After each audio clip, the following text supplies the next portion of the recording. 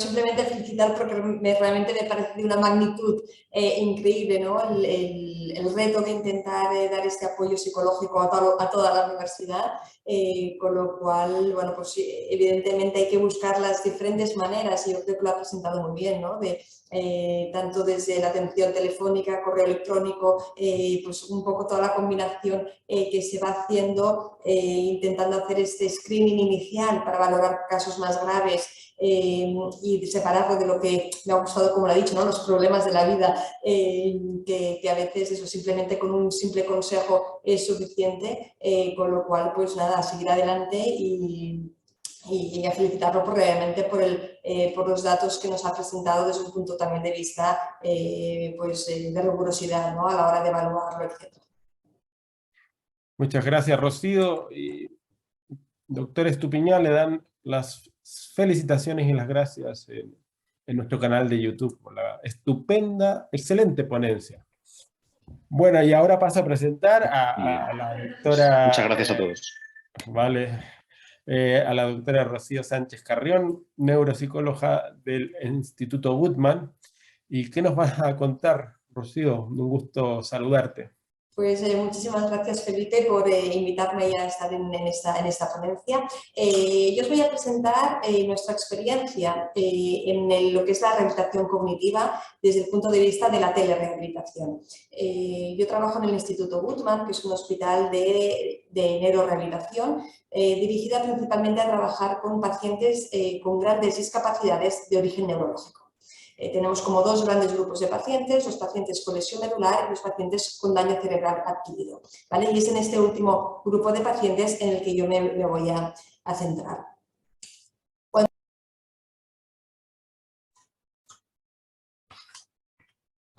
Cuando un paciente tiene un daño cerebral adquirido, ya sea por un traumatismo craneoencefálico, un ictus, una anoxia cerebral o una infección, puede dar lugar a diferentes tipos de alteraciones neuropsicológicas que incluyen tantos aspectos cognitivos, desde problemas atencionales, dificultad para grabar nueva información, problemas de comunicación, problemas de negligencia, problemas visoperceptivos, o alteraciones a nivel ejecutivo, ¿no? De cómo planificarse, cómo organizarse. Pero aparte de las alteraciones cognitivas, en las que probablemente es lo que uno suele asociar, ¿no? Después del daño cerebral, tenemos también otro tipo de alteraciones que pueden ser bien conductuales. En algunos casos los pacientes pueden presentar una grave alteración de agresividad, de agitación, de impulsividad o irritabilidad, que son conductas muy disruptivas y que realmente pueden causar una grave alteración en el entorno, pero también hay otro tipo de alteraciones como la falta de iniciativa, como la apatía, en el que el paciente no tiene ganas y no hace ninguna actividad, por mucho que se le insista, realmente pues tienen como una falta en la participación en diferentes actividades. Y obviamente también una repercusión emocional, algunas de ellas causadas directamente por la propia lesión cerebral, como sería la indiferencia afectiva o la labilidad emocional, y otras, como la depresión o la ansiedad, que evidentemente son consecuencias de todos los cambios que el daño cerebral ha ocasionado. Cuando nosotros nos centramos a hacer la intervención en estos aspectos, teniendo en cuenta además esta gran interacción que hay entre los problemas cognitivos que pueden a veces provocar una alteración conductual, por ejemplo, ¿no? Si un paciente tiene graves alteraciones de memoria, no recuerda lo que ha hecho hace un rato, no recuerda qué es lo que tiene que hacer después, muchas veces esto le genera ansiedad, le genera malestar. Cuando se encuentra en una situación en la que está viendo que realmente el problema es evidente, puede reaccionar con frustración, con irritabilidad, y muchas veces pues, todas estas alteraciones pues, están relacionadas entre ellas y por tanto el objetivo de la intervención neuropsicológica se tiene que centrar en todos estos aspectos. Si bien es así, yo ahora me voy a centrar únicamente en la parte cognitiva, teniendo en cuenta que tenemos como tres grandes objetivos, ¿no? Tenemos el objetivo de intentar potenciar al máximo la recuperación de las funciones cognitivas, es decir, intentar que la persona pueda funcionar al nivel más alto posible en estas funciones que tenía alteradas, a nivel de la atención, de la memoria, del lenguaje, etc. Pero también es muy importante que el paciente entienda qué es lo que le está ocurriendo, que sepa cuáles son estas dificultades y qué repercusiones tienen a corto, medio y a largo plazo. Y por tanto, al mismo tiempo, si la persona se da cuenta de esas dificultades, las entiende, también puede incorporar nuevas estrategias que le van a permitir compensar estos trastornos. Cuando hablamos de esta intervención a nivel, centrándonos, como decía, en los aspectos cognitivos, hay diferentes enfoques dentro de la neuropsicología, ¿no? Por un lado tenemos las técnicas de restauración que nos permiten, de una manera estructurada, de una manera sistematizada, el poder hacer un entrenamiento de las funciones cognitivas que están alteradas a base de ejercicios, ya sea de papel y lápiz, a base de fichas, a base de programas de ordenador, que de una manera, como decía, sistematizada, nos van a permitir hacer este entrenamiento de las funciones alteradas. Cuando hablamos de la compensación, nos referimos a aquellas estrategias que permitan, como el propio nombre indica, compensar las dificultades, ¿no? Es decir, si hay un problema de memoria, pues puedo apuntármelo en una agenda, puedo poner una alarma del móvil para recordarme la actividad que tengo que hacer, puedo mirar una fotografía para recordar las cosas que hice días atrás. Son ayudas externas que me van a permitir acceder a la información para facilitar la evocación. Tenemos la modificación del entorno que nos permite simplificar, por ejemplo, el número de estímulos donde está la persona y, por tanto, en aquella persona que tenga una dificultad atencional, si tiene que ponerse a trabajar o a estudiar en una mesa, va a ser mucho más fácil si la mesa está limpia, si el entorno está con pocos estímulos, que no que sea un lugar como, pues muy ruidoso o con muchos distractores. Y a lo largo de todo el proceso es muy importante también la psicoeducación, tanto del paciente como de la familia, ¿no? Explicarles cuáles son las dificultades, explicarles cómo tienen que actuar y que vayan aprendiendo a cuál es la mejor manera de sacar mejor rendimiento a las funciones que los pacientes tengan en ese momento. Dentro de todos estos enfoques, y centrándome en el enfoque de la restauración, os voy a explicar el Goodman Neuropersonal Trainer. Es una plataforma de telerehabilitación cognitiva, es online, es totalmente digital, en el que permite que las personas accedan a un tratamiento computerizado, a un tratamiento que va a estar supervisado por unos profesionales y que permite realizar los tratamientos personalizados de una forma fácil, de una forma automatizada. ¿Y a qué me refiero exactamente, ¿no? Por un lado, el tratamiento va a estar personalizado en base al perfil cognitivo del paciente, en base a las dificultades que tenga, se va a ir adaptando también a la evolución que vaya teniendo en cada momento y toda la información va a quedar automáticamente registrada de manera que puede ser supervisada por el profesional desde su lugar de trabajo. Se puede acceder desde diferentes dispositivos, tanto tablets como ordenadores, y se puede realizar allá donde el paciente prefiera, tanto en un centro de forma física, de forma presencial, como en el domicilio de forma telemática. Se trata de un producto que está acreditado como producto sanitario, que tiene un algoritmo de inteligencia artificial que está patentado y que en el fondo lo que nos permite es pues un entorno colaborativo de diferentes centros que se benefician de toda la información de los pacientes que van, digamos, que van participando en la utilización de la plataforma. Y estamos en el momento en el que estamos en nuestra plataforma, desde pues con muchos años de desarrollo. Empezamos en el 2008 a través de diferentes proyectos de investigación que nos han permitido ir elaborando la plataforma que tenemos actualmente, que ahora os explicaré, y que desde el 2015 se puede comercializar y que actualmente pues, hay más de 350 centros que lo están utilizando en su práctica clínica diaria. Cuando nosotros desarrollamos esta plataforma aquí internamente en el Instituto Goodman, quisimos que fuese una plataforma que un poco nos permitiese continuar trabajando de la manera que nosotros hacíamos de forma presencial, ¿no? Cuando hacemos un programa de rehabilitación, obviamente partimos de una evaluación neuropsicológica a través de unas pruebas formales que nos van a determinar el nivel de afectación del paciente con los baremos de cada una de las pruebas. A partir de allí, el neuropsicólogo planifica qué tareas de rehabilitación va a coger, como os decía, ¿no? Ejercicios de papel y lápiz, ejercicios de ordenador, de fichas o lo que sea, va a ir analizando los resultados que tiene en cada momento y luego, pues, al finalizar el tratamiento, pues hará un informe de cómo ha ido el tratamiento. Siguiendo este esquema y estos 4 puntos que son la base de la intervención, ¿vale? Nos planteamos intentar digitalizar toda esta información de manera que pudiésemos obviar de las fichas de papel y lápiz, de que siempre en el momento que querías trabajar con un paciente te faltaba la ficha de la que querías, que la fotocopiadora no te iba, o todas estas dificultades que a veces uno se encuentra. Y lo que hicimos es, partiendo de la exploración neuropsicológica del paciente con las pruebas estandarizadas, al introducir los resultados en la plataforma nos permiten determinar los perfiles de afectación y además permiten hacer un análisis de clúster, de manera que va agrupando los diferentes perfiles de pacientes en función del grado de afectación cognitiva.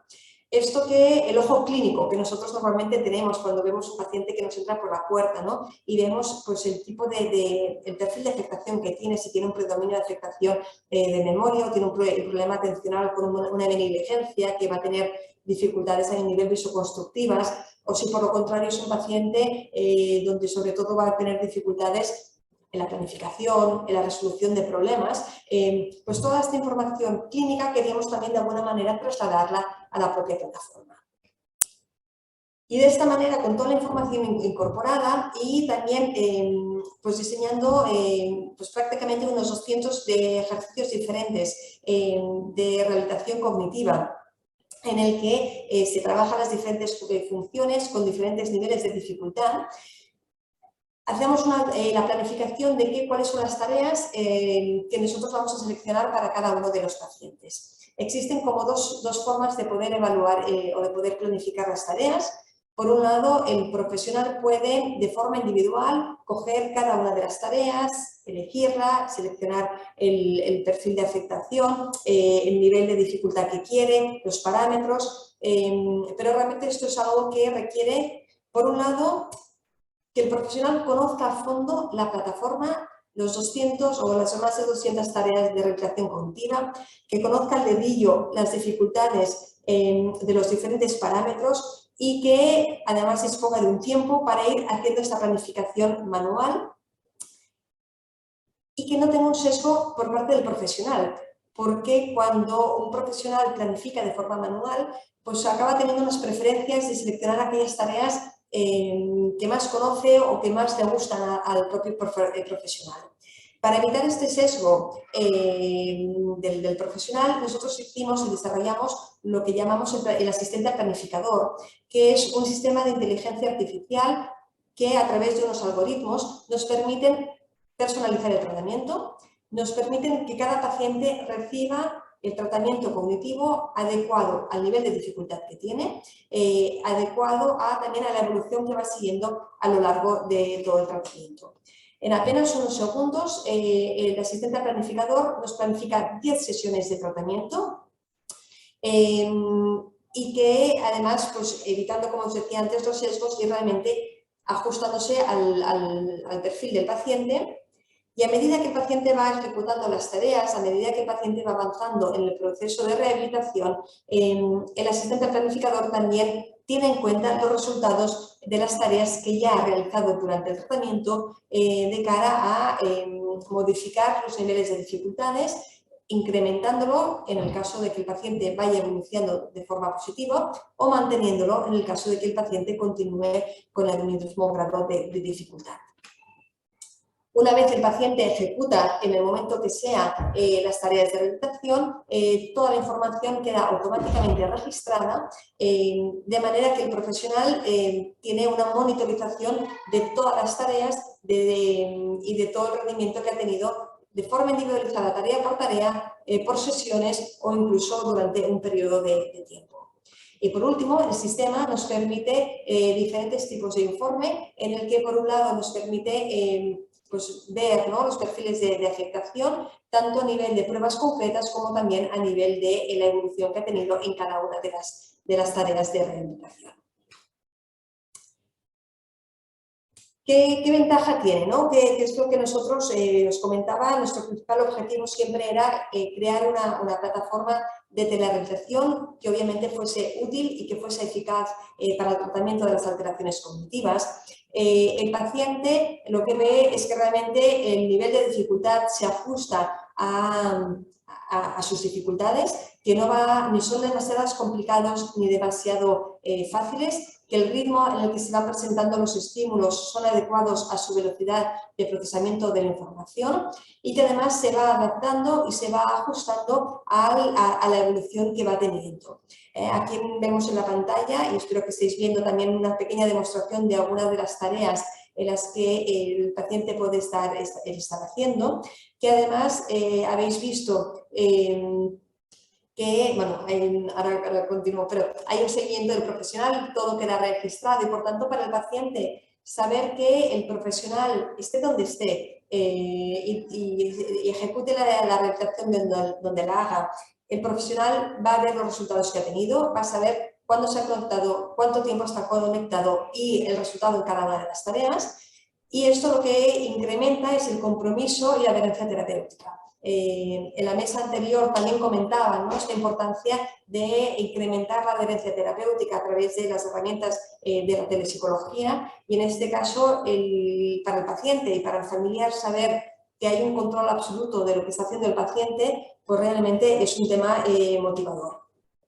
Además, se hace un feedback inmediato. Mientras se estaban haciendo las tareas, habéis visto que siempre había un feedback en cada uno de los resultados que iba haciendo el paciente. Al finalizar la sesión también hay un feedback de cómo ha hecho cada uno de los ejercicios con una gráfica dinámica en diferentes colores para motivar al paciente. Y al final de la sesión se también proporciona una información de qué tareas ha estado trabajando, qué funciones cognitivas ha estado trabajando, si han sido ejercicio o cuál ha sido el rendimiento general en la rehabilitación de la atención, de la memoria, por ejemplo, de la función ejecutiva. De manera que estamos incrementando la conciencia de déficit del paciente, estamos haciendo que el paciente vaya viendo, ¿no?, en qué funciones cognitivas suele tener más dificultad, y eso también le va a ayudar posteriormente a incorporar las estrategias de compensación que antes comentábamos, y nos facilita también el tema de la psicoeducación. Desde el punto de vista del terapeuta, el saber que estamos ofreciendo un tratamiento de calidad, con unos planes terapéuticos personalizados y ajustados a cada uno de los pacientes, que podemos trabajar con el paciente, pues antes también comentaban, ¿no?, eliminando las barreras geográficas, pudiendo hacer un tratamiento a personas independientemente de dónde están. La mesa anterior, dentro de esta, evitar los desplazamientos para cuando el tratamiento se hace a distancia, para nosotros también es algo muy importante, porque muchos de los pacientes con daño cerebral tienen dificultades de movilidad, son dependientes para los transportes y por tanto necesitan un acompañamiento de un familiar a hacer los desplazamientos al centro terapéutico. Por tanto, el hecho de poderlo hacer pues de una manera controlada y monitorizada, teniendo el acceso a toda la información en todo momento, realmente para el terapeuta es algo fundamental. Cuando años atrás trabajamos con fichas de papel y lápiz, al final acabamos con unas carpetas enormes de papeles y papeles que evidentemente luego no te acababas mirando cómo había hecho una tarea similar tiempo atrás, ni 2 semanas y mucho menos pues mucho tiempo más atrás, ¿no? Porque al final era realmente la cantidad de información que se genera es tan grande que es muy difícil de poderla ir haciendo un seguimiento, ¿no? En cambio, con el Goodman Neuropersonal Trainer tenemos toda la información en cada momento. Incluso nos hemos encontrado en pacientes que al cabo de 2-3 años han tenido un nuevo episodio, han tenido una nueva situación en que han vuelto a hacer un tratamiento, y realmente es activar ese paciente y volver a tener toda la información totalmente accesible, y realmente esto facilita mucho la información de la que dispone el profesional.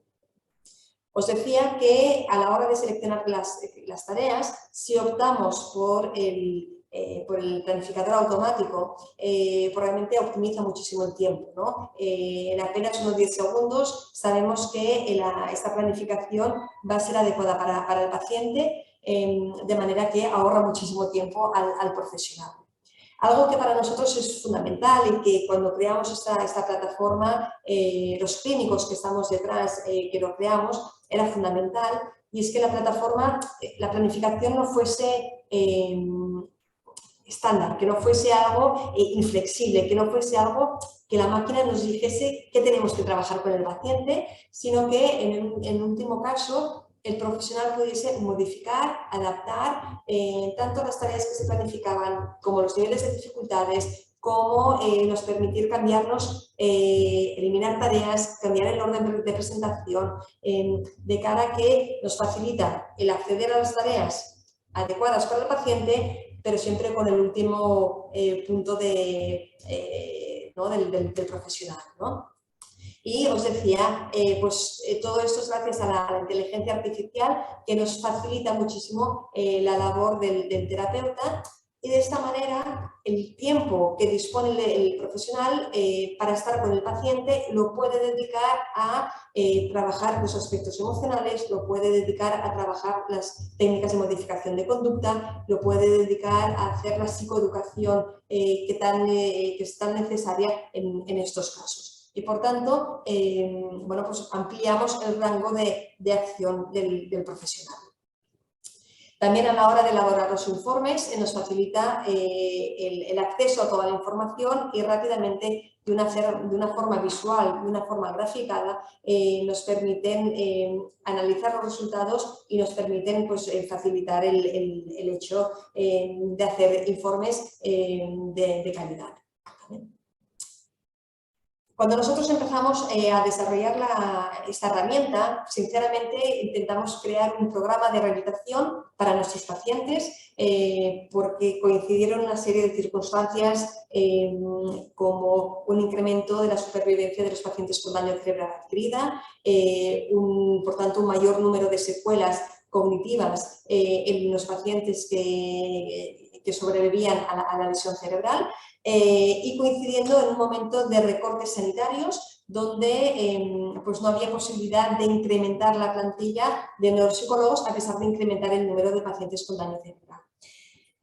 Iniciamos, como os decía, ¿no? como una herramienta para solucionar un problema interno nuestro a nivel hospitalario, y a medida que fuimos explicándolo a diferentes compañeros de profesión, pues siempre suscitaba muchísimo interés. Y siempre nos preguntaban, bueno, ¿y esto cómo se puede conseguir? Que esto no es algo para nosotros, ¿no? De tanto insistir, nosotros lo que fuimos haciendo es ampliando tanto el número de tareas como el perfil de usuarios a los que se podía atender. Y a día de hoy hay pues, más de 1.200 profesionales que están utilizando nuestra plataforma en más de 350 centros. Y lo que es más importante para mí es que al final, a día de hoy, pues más de 20.000 pacientes han realizado tratamiento cognitivo con nuestra plataforma, ¿no? En diferentes lugares del mundo, con diferentes, digamos, accediendo, ¿no? Incluso en estos centros, a veces son centros que son muy pequeños, que no tienen la posibilidad de crear su propio programa de rehabilitación, y por tanto están ofreciendo un tratamiento de alta calidad, incluso desde lugares o de centros pequeños y remotos, ¿no? Y eliminando absolutamente todas las barreras geográficas. Y como barreras geográficas, lo máximo obviamente es el tratamiento domiciliario, ¿no? La mesa anterior comentaban al final los beneficios que son generales, ¿no? para toda la telepsicología y toda la intervención que se hace a distancia, reduce los desplazamientos tanto en tiempo, en distancia, en costes. En el caso del daño cerebral, muchas veces este traslado se hace a nivel de ambulancias, con el coste que implica y con el tiempo que el paciente tiene que estar pendiente de que la ambulancia llegue. Permite una flexibilidad horaria, y en esta flexibilidad horaria porque se trata de una plataforma que el paciente pueda acceder las 24 horas del día, los 7 días a la semana, ¿no? De manera que el paciente pueda ajustar el tratamiento al momento en que mejor le convenga a él, no el momento que el profesional tenga disponibilidad para trabajar, ¿no? Hay pacientes que prefieren hacer el tratamiento por la mañana, a primera hora, lo prefieren hacer por la tarde, lo prefieren hacer los días que no tienen actividad de rehabilitación en otro centro, lo prefieren hacer pues quizá los fines de semana, y realmente se ajustan a sus necesidades individuales. Permiten ayudar a establecer rutinas diarias, porque muchas veces en aquellos pacientes, sobre todo en aquellos pacientes crónicos, que quizá en el día a día pues no tienen motivaciones, no tienen actividades, se encuentran un poco, pues quizá aunque sean pacientes de 40 años que han tenido un traumatismo, han tenido un ictus y no tienen un aliciente en la vida, ¿no? Pues el saber que tienen una actividad programada con un profesional que les está supervisando la actividad, realmente es muy motivador para los pacientes. Y además, una de las cosas que nosotros, por ejemplo, también observamos y para que internamente en el Instituto Guttmann es la manera que muchas veces utilizamos, es una combinación a veces entre la intervención en el centro como la intervención en el domicilio, ¿no?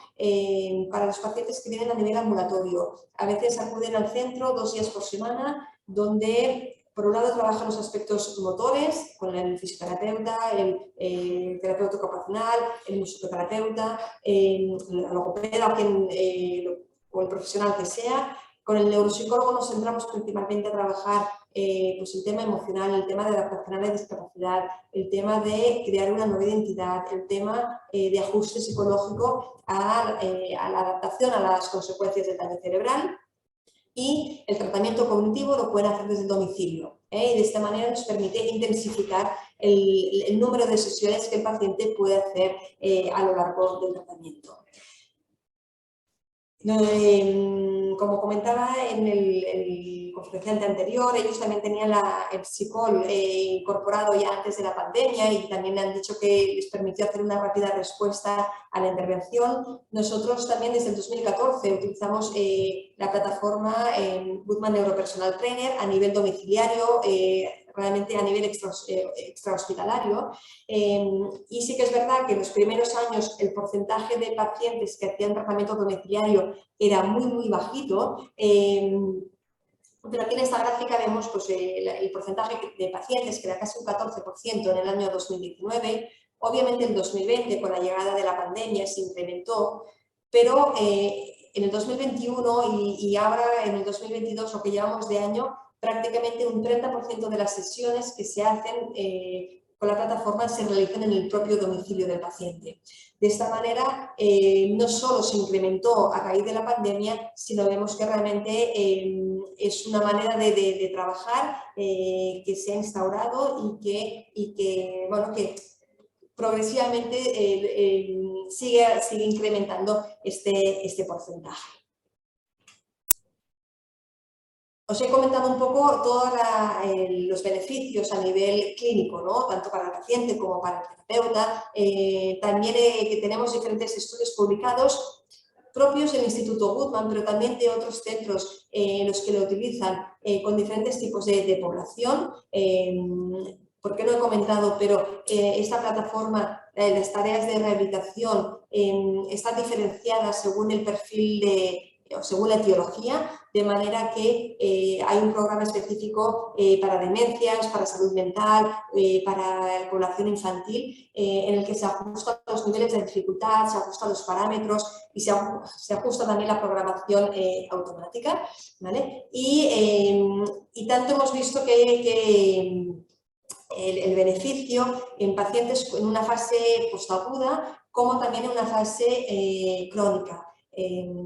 Muy recientemente, creo que fue el viernes pasado, justamente publicamos una compañera un estudio en pacientes crónicos de que habían sufrido un ictus más de 2 años de evolución después, con un tratamiento cruzado en el que por un lado hacían el Goodman Neuropersonal Trainer, el GNPT, y una tarea informatizada con cierta exigencia cognitiva, pero que no tenía la adecuación de los niveles de dificultad, y que luego se cruzaban ambos grupos y por tanto todos los participantes recibían el tratamiento, digamos, placebo y el tratamiento con Goodman Neuropersonal Trainer, y realmente se observa unas diferencias estadísticamente significativas después de la fase del tratamiento con Goodman Neuropersonal Trainer.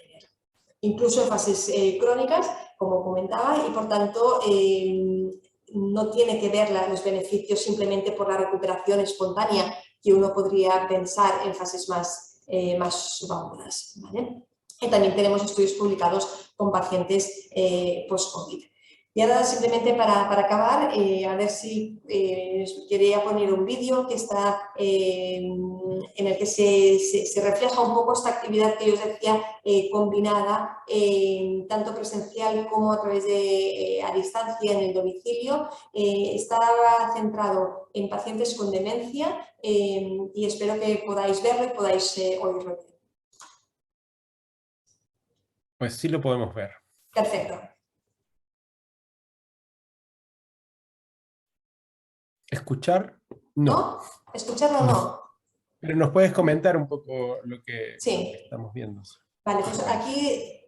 Espera, que es un poco complicado el escucharlo y al mismo tiempo y el poder hablarlo. Esta atención dividida me está haciendo muy complicado, pero un poco, bueno, yo creo que visualmente vais a poder ver las diferentes explicaciones que yo os he ido comentando, ¿no? De esta combinación que desde nuestro punto de vista es lo mejor, ¿no? El trabajar presencialmente, a veces de forma individualizada, a veces a nivel grupal, también por el tema de las interacciones sociales, por el tema de trabajar las habilidades sociales, la empatía, respetar los turnos de palabra, trabajar todos estos aspectos emocionales de adaptación a la discapacidad, en este caso los vídeos a nivel de demencia, pero que en realidad es aplicable también a pacientes con daño cerebral adquirido.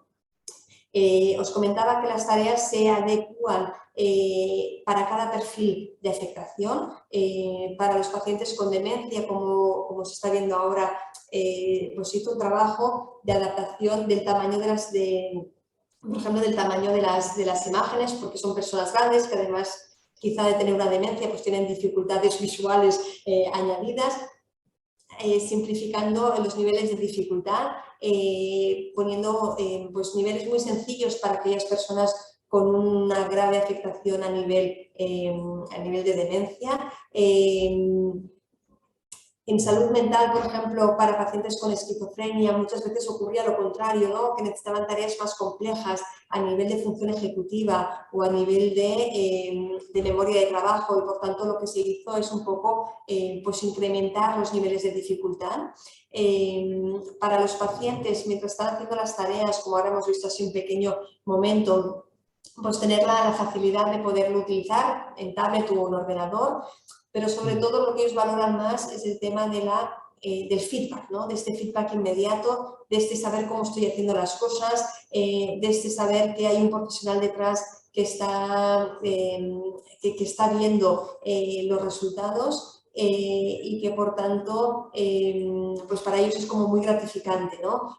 Cuando consiguen un 100%, realmente las caras, ¿no? Cuando lo vemos a nivel presencial, las caras te llama la atención de fíjate, mira qué tal me ha salido, y realmente es un tema que les motiva, es un tema que a pesar de tener una afectación cognitiva importante, les motiva. Todas las tareas tienen como el mismo entorno, ¿no? Pantalla blanca, como muy sencillas, muy intuitivas a la hora de poder continuar, y eso les da una autonomía, un hecho de saber que están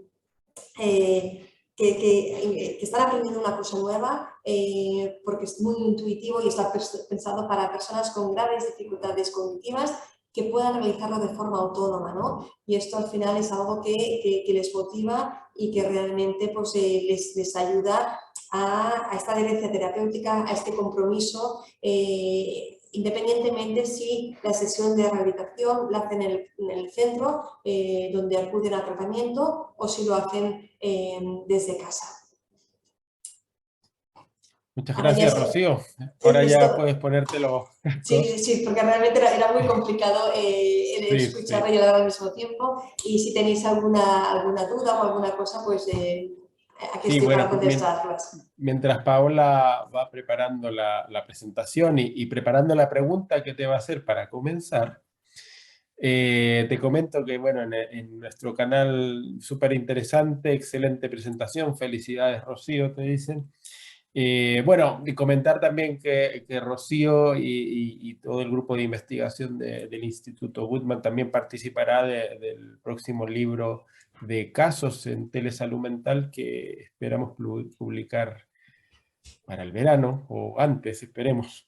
Y bueno, me parece muy interesante que resaltes que es un producto sanitario, de modo que cumple las exigencias que cumple cualquier medicamento aquí en España. Que es importante señalar lo que está a ese nivel de fortaleza y de sustento de los efectos que se pueden conseguir. Y me impresiona que no señales que hay 20 millones de ejercicios, que realmente me impresiona. Y bueno, eso también habla de la versatilidad que puede tener las tecnologías y programas como el que nos has presentado. Paola, ¿qué tal estás? Ah, Rocío, si puedes dejar de compartir pantalla para que se prepare Paola y así... Sí, disculpa. Y así te lanza la pregunta. Yo te quería preguntar, ¿hacia dónde ves que irá el futuro de la telerehabilitación y el uso de herramientas como esta?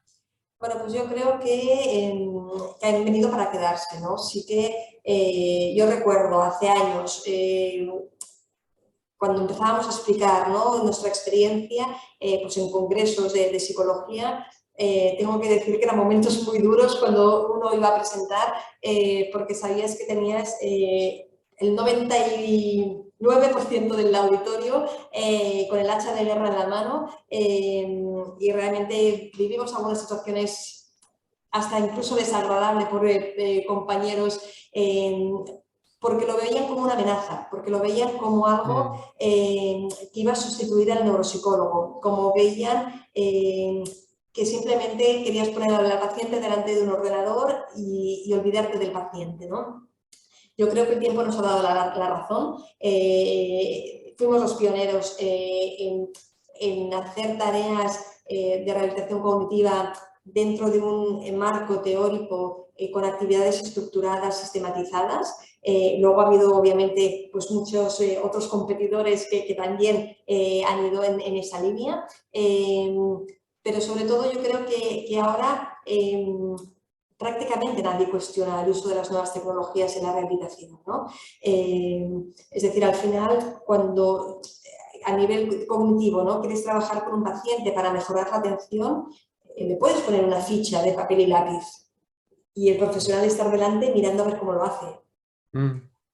Con lo cual, la pérdida del tiempo de profesional, ¿no?, es decir, le puede ir orientando y le puede ir ayudando, pero quizá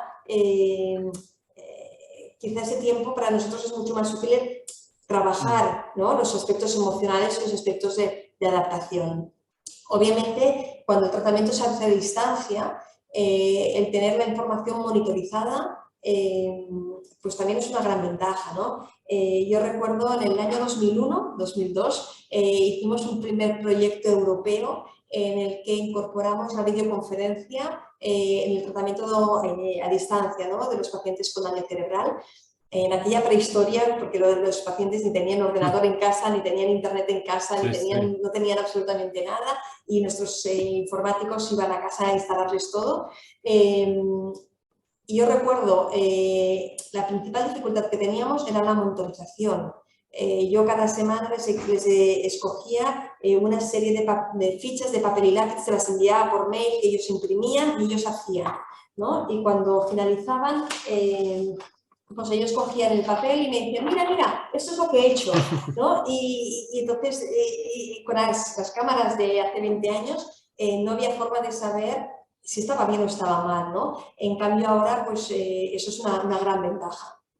Todavía se hacen cosas como las que se hacen en ese tiempo. Dame un momento a preguntarle a Paola cómo va, que tienes la presentación preparada y todo eso. Sí, ah, vale, Sí, estupendo. Felipe, está Eh, todo preparado. vale, ¿y tienes la pregunta que le vas a hacer a Rocío también?